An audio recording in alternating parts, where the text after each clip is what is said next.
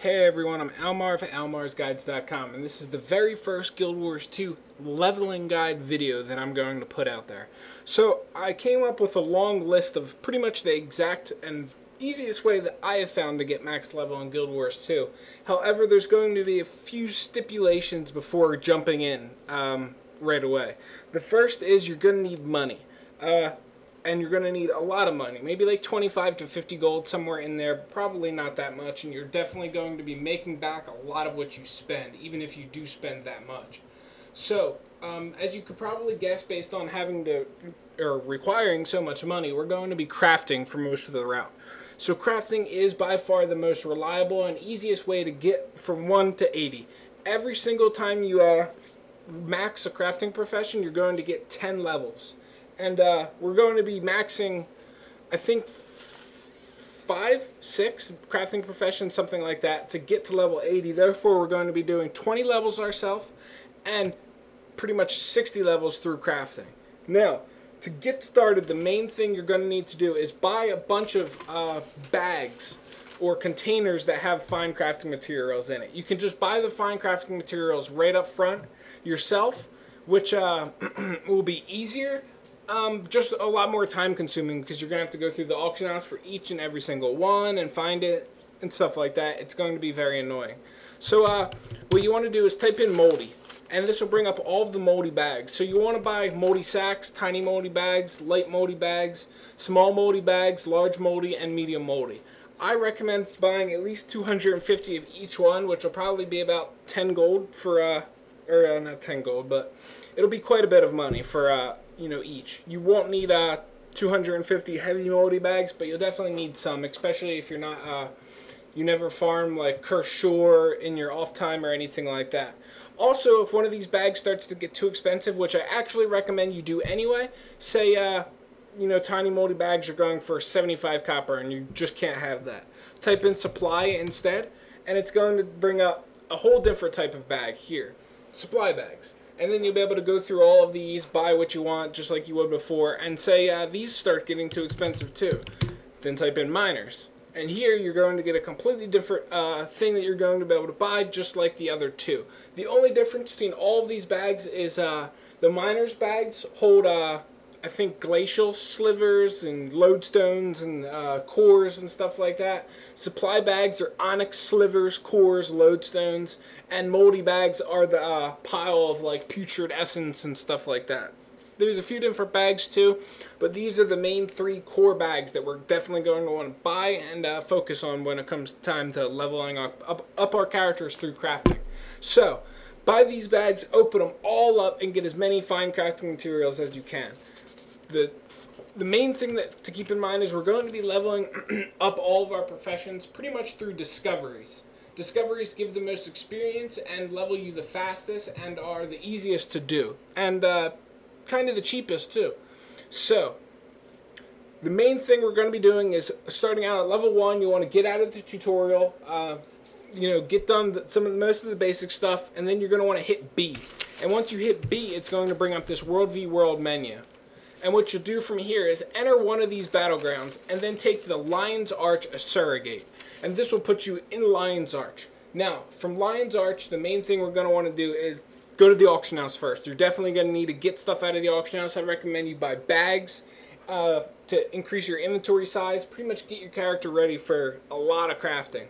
Now, the first 2 professions you're going to want to pick up are jeweler and chef. So jewel crafting and pretty much cooking are going to be the ones you're going to want to pick up. So as you can see here on this guy, the jeweler, I have 400 max jeweling. I won't be able to show you any of the recipes though because it's not currently memorized at the time or brought up or whatever you would call it.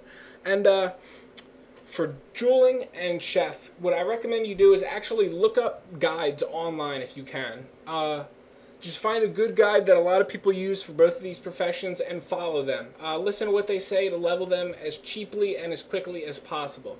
I'm not going to go over the strategies in this video because, for one, I'm always changing my strategies.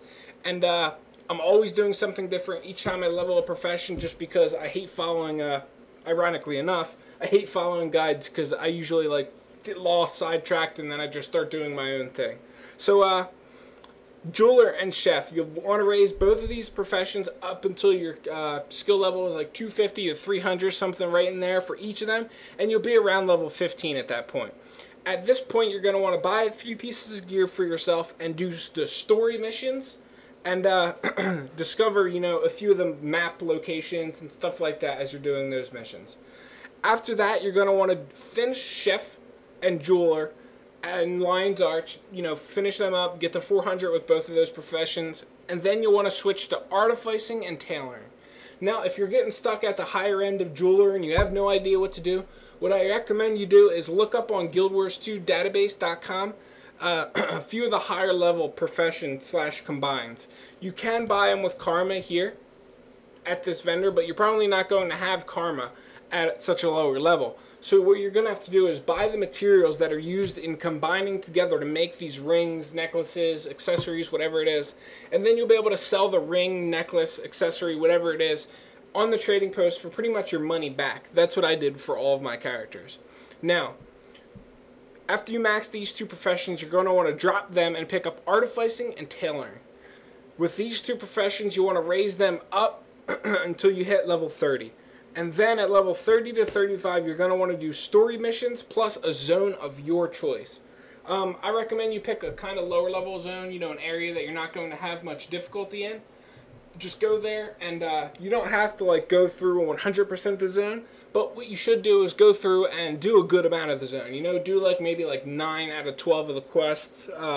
Discover almost every waypoint. Pretty much explore it, gather up what you come across. Don't just leave crap on the ground and stuff like that. And this will give you a nice little boost in experience and also teach you the very, very important part of learning how to play your class. This will be pretty much your first foray into learning how to play and getting accustomed to your character. After you feel you've learned a lot about your character, you've gotten the feel down for how things are moving along right now, head back to Lion's Arch and level up artificing and tailoring until they're maxed, which will get you to about level 45. At this point, you want to drop artificing and tailoring and pick up armor smithing and weaponsmithing.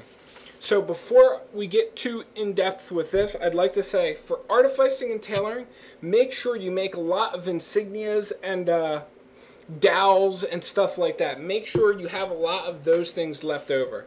I'll name off a few in my bank right here.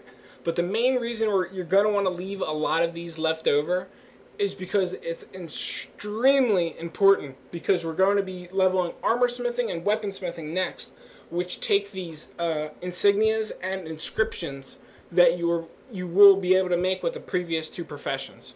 So you're going to want to make a lot of these and hang on to them. I recommend you hang on to about 5 to 10 of each kind. And the reason for this is pretty much this. If we can raise artificing and tailoring by making these and doing very few other discoveries, then we'll be able to raise the other two professions cheaper and easier by pretty much just doing discoveries. So that's pretty much the idea and essence behind doing exactly what we're doing here. So grab armor smithing and weaponsmithing, raise them up a bit. You can get each to about 200, and then you'll be about level 55, at which point you'll want to leave Lion's Arch and go to Dredgehaunt Cliffs. Do all of Dredgehaunt Cliffs. Once again, you don't have to 100% it if you don't want to. You can just bing, bang, boom, in and out. Do most of the quests, do most of the exploration, do most of the zone. After you get done Dredgehaunt, you're going to want to head to Blaze Ridge Steps, which, let me show you where both of these zones are on the map. Now, Dredgehaunt is just a little bit to the east here. Right here, Dredgehaunt Cliffs, 40 to 50 zone. You can get there pretty much by Holbrack, just to the south. And then Blaze Ridge Steps is all the way up here. Another level 40 to 50 zone. And you can get there very easily from Plains of Ashford. So, the reason we're going to want to do these zones is because they have some of the most valuable gatherables you can get.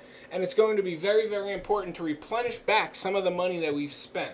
So therefore, if you can go to these zones, do the quests, run around, gather up, seasoned wood logs, gold ore, iron ore, chili peppers, stuff like that, you're really going to start replenishing a lot of the money that we spent, and you'll be pretty much on the path of making your money back and even making some money maybe while leveling these characters. So, doing Dredgehaunt and Blaze Ridge will get you to level 60. at level 60, you're going to want to finish armor smithing and weapon smithing, and smithing, not smithering, and that'll get you to level 70. At level 70, you're going to want to do your story missions and or other crap for experience. What I actually do for a lot of my characters at level 70 is I start gathering in Straits of Devastation, I start here at Thorn Pass waypoint, and I pretty much gather up all the way up to here and all the way down to here, and I just log on once an hour and gather everything and kill some of the stuff that's in my way. It's very, very corny, time-consuming, and not that profitable. However, it's a nice way to, you know, start making a little bit of extra money when, and also it's a level from gathering. So keep that in mind, and that's pretty much all there is to it. I hope you guys enjoyed this video. It's pretty much the not a set in stone leveling guide, but this is the leveling strategy I used for a lot of my characters and am continuing to use for a lot of my characters. I'll show you my characters really fast here. I came back to the game about 2 weeks ago after a few month break, and all I had really was my thief and my level like 50 necromancer. And this is the characters that I have right now by using the same exact method. I have my level 80 thief, my level 3 elementalist, 80 necromancer, my level 36 warrior, 59 ranger, level 8 engineer, and 33 guardian. It's not anything super impressive, but I've been able to level those characters quite a bit and quite quickly for pretty much barely any gold spent whatsoever. And that's pretty much all there is to it. I hope you guys enjoyed this video. If you did, of course, as always, like, comment, and subscribe to me for future gaming and Guild Wars 2 videos. As always, guys, good luck, happy hunting, and I'll catch you guys around in the very next video.